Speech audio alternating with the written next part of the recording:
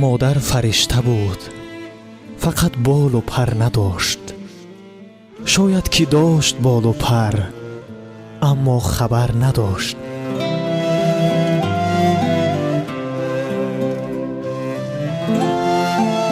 مادر واژه است گوشنواز و گوارا و زیبا و مرغوب. درجه بزرگی مادر تا حد است که آن را با وطن در یک ردیف قرار داده. وطن مادر یا خود مادر وطن می‌خوانیم. آره، مادر چشمه جوشان است که هستی ما را از فیض خود شاداب می‌گرداند. او ماه درخشان است که با نور مهربارش شب‌های تیره ما را روشن می‌سازد.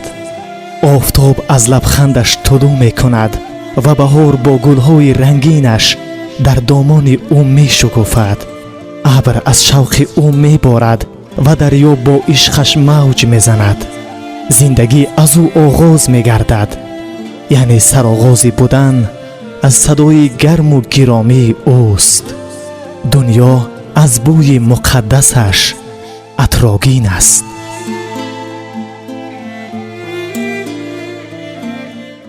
الهو آمین. هر کجا که باشی خداوند نگهبانت باشد. صحت سلامت رفته، صحت سلامت برگردی. با کسب و کارت برکت میخوام بچه. آمین. الله اکبر. مادر آن موجودات شریف است که رسیدن به آخرین مرحله کمال تنها با رازیگی او میسرمان میگردد. حقیقت زندگی او عشق ورزیدن و دوست داشتن و فداکاری نمودن است.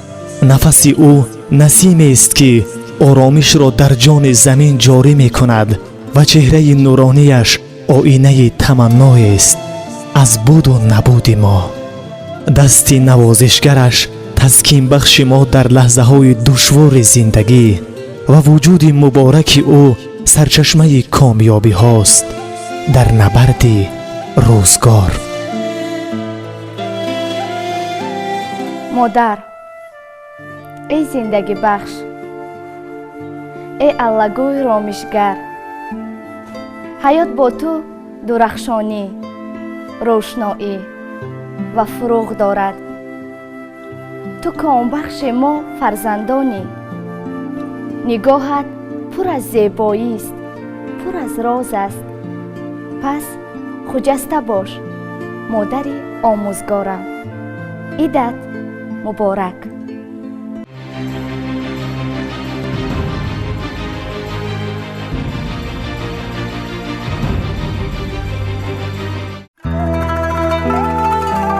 مادر فرشته است در بچگی پرستار ما، در جوانی کام دهنده ما و در پیری تسلی دهنده. مادر جان، اگر در وصفت چکامه کردن خواهم، شاید اوراق دنیا کمی کنند. نایابترین گنج برایم امروزها در ایام نوجوانیم خود را نزد چون کودکی نازپرور می‌دانم. عیدت مبارک مادر مهربان من. هیچ کس در زندگی خود نمی‌تواند محبت عمیق‌تر، بی‌کرایه‌تر و واقعی‌تر از محبت مادر خود دریابد. دوستت می‌دارم مادر جان. شاید کودکانه نماید به نظر، از آنی که بسیار تکرارش کردم، اما در این روزهای بهاری شهر که جز اولای حزن‌انگیز باران همراز ندارم، دلم با یاد تو گم میزند. میخواهم همراه هم باشی و سر به زانویت گذارم تا راز و نیاز نهانخانه دلم را بهرت آشکار سازم. عیدت مبارک مادری عزیز. مادران همیشه می بخشند و گویا برای همین به دنیا می آیند. مادر، امروز روزی تو است. فردا هم، فردای دیگر هم. ҳар рӯз рӯзи ту аст ва ҳар рӯзе ки ту ҳастӣ ва сӯи ман табассум мекунӣ, он рӯз рӯзи ман аст. идат муборак, модари нозанинам. дастони модар аз меҳрубониву навозиш офарида шудаанд ва тифлакон дар он оромона мехобанд.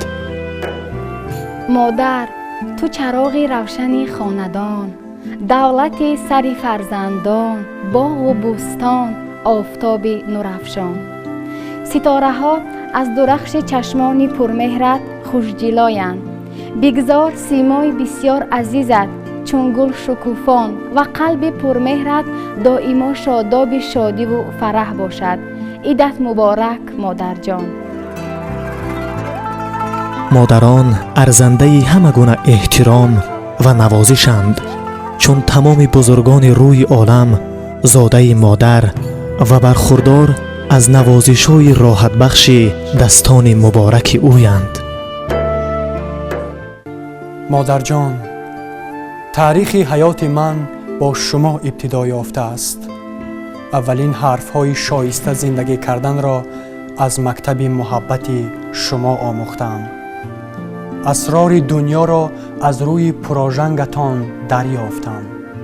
модарҷон, дар ин рӯзҳои идона ки шумо бо баҳор ҳаммаъноед, бароятон пирӯзиву беҳрӯзӣ, сиҳатмандӣ ва бахту шодии бемислро орзумандам. идатон муборак.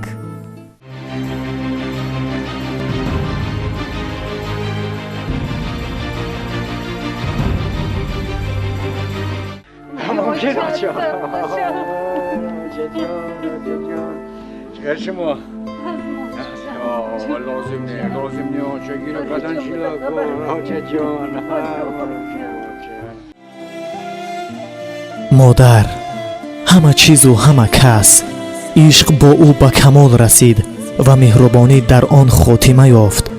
мазҳари зебоиву садоқатест ва тамоми хубиҳоро метавон дар номи покаш хулоса кард.